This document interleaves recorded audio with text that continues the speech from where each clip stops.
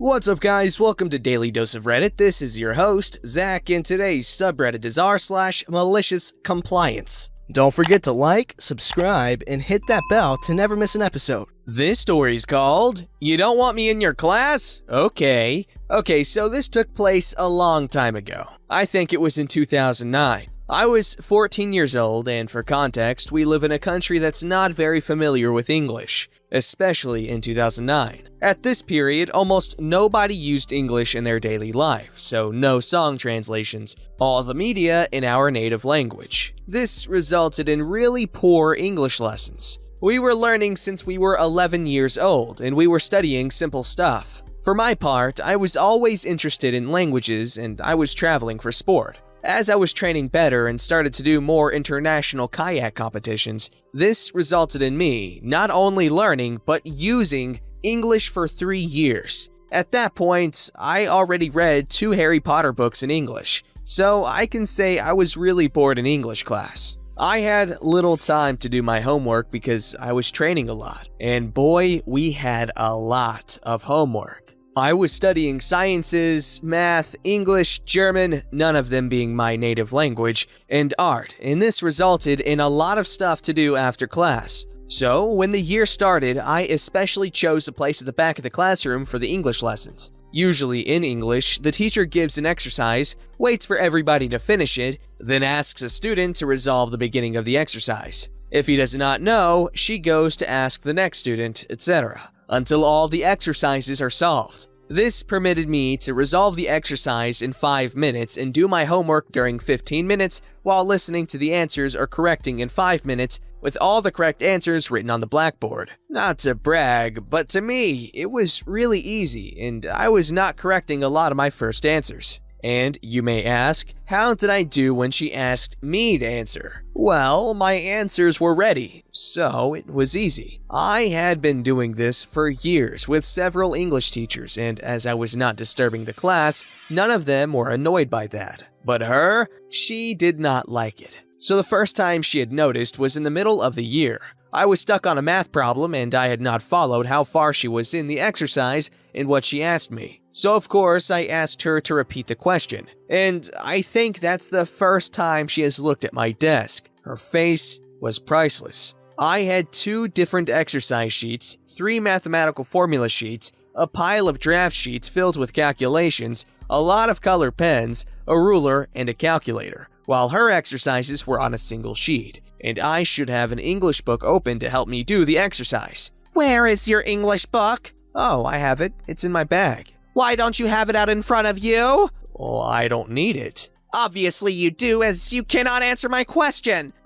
And what are you doing anyway? Put all that useless stuff in your bag and open your English book. So, being non-confrontational, I obliged for the rest of the lesson. It was boring. The next lesson, I really needed to do my homework, and I did not want to lose that much time as I did during the last lesson. So, as always, I started silently. I decided to do small homework, the type that only needs 1 sheet of paper so she would not notice. But she did, and she got pissed. She asked me once again to put that useless stuff away, so I decided to do exactly what she asked. I put her English book and sheet in my bag. She shouted at me and sent me to the headmaster with an explanation note. The headmaster is the one supposed to punish you in our schools, for example by giving detention, but just before I closed the classroom door, she made a last mistake. She shouted, "And if my lesson does not please you, you aren't forced to come to my class."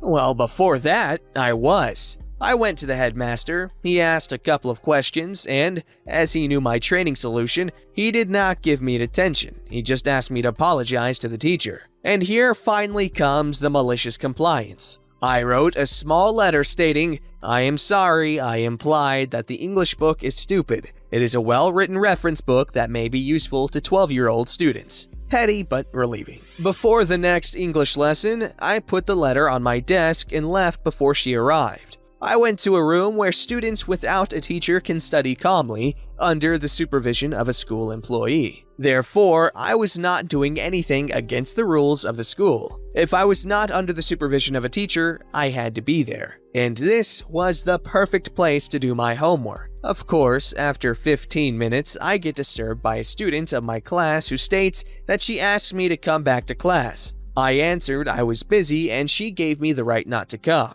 That everybody heard her, and if she wants to revoke that, she can talk about it with my head teacher or with the headmaster. The student left and the end of the hour was quiet. Few days passed and, of course, I'm asked to go to the headmaster's office. And she is there, my head teacher is there, the headmaster is there, and, to my surprise, my mother is there. My mom is also a teacher in the school, a PE teacher, and she heard what happened and did not want to miss that. OP, please have a seat. Is this gonna be long? We have a German lesson that I don't want to miss. See, OP is always like that. Don't worry, OP, you are excused from missing your lessons. So, can you explain why you don't go to English classes anymore? Well, I don't learn anything there, and I have homework to do, as you may know it. My head teacher was the sciences teacher. She gave a lot of homework. You could do it at home like everyone else. Isn't that why it's called homework? She is training 2 to 4 hours per day, and I can assure you she is also doing her homework at home. Do you really need this extra time to do your homework? Yes, 4 hours per week. It's a lot. I don't understand why you did not have this problem before. Because I was already doing them during the English lesson. English teacher just never noticed because I was not disturbing the class. I see. There is no way she is doing her homework in my classroom. This classroom is for English only. I'll do them in the study room then. You allowed me not to come to your class. I don't see why there's a problem. Mom smiling. Indeed, I don't see the problem. But the exam. Oh, don't worry about your exam.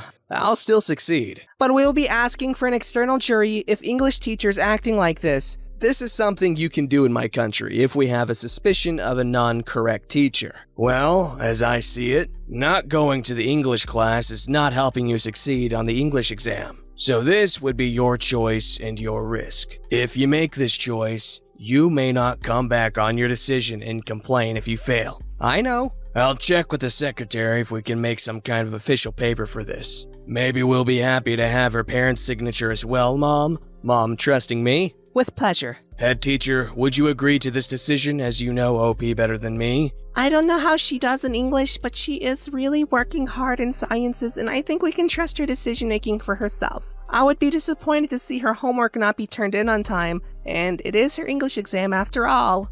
But... And I don't think you'll need an external jury, as I will reread OP's English exam myself after correction. You agree, English teacher? I guess so. Then it is settled. Have a nice day. It is his way of asking us to leave. And like that, the end of the year went smoothly. I had more time to do my homework and I succeeded on her exam. That must have felt pretty cool to just have special conditions made for you because you're already ahead of everyone else in terms of at least something, right? This kind of reminds me of 6th grade. So in 6th grade, there were 2 math classes you could be in. There's regular math and there was advanced math. The regular 6th grade math class had a green book, while the advanced class had a red book. Red is my favorite color, so I really wanted the red book, and so I tried really hard on a math test, and I aced it. I didn't miss a single question. And so I went up to my math teacher and I was like, hey, can I get the red book? And he's like, how'd you do on your last test? And he's like, oh wait, you aced it, didn't you? I remember that. And so all excited, I was like, yeah. And so he got me the red book and I did well for a bit, but then I ended up not doing well at all. But it was worth it because I got the cool book.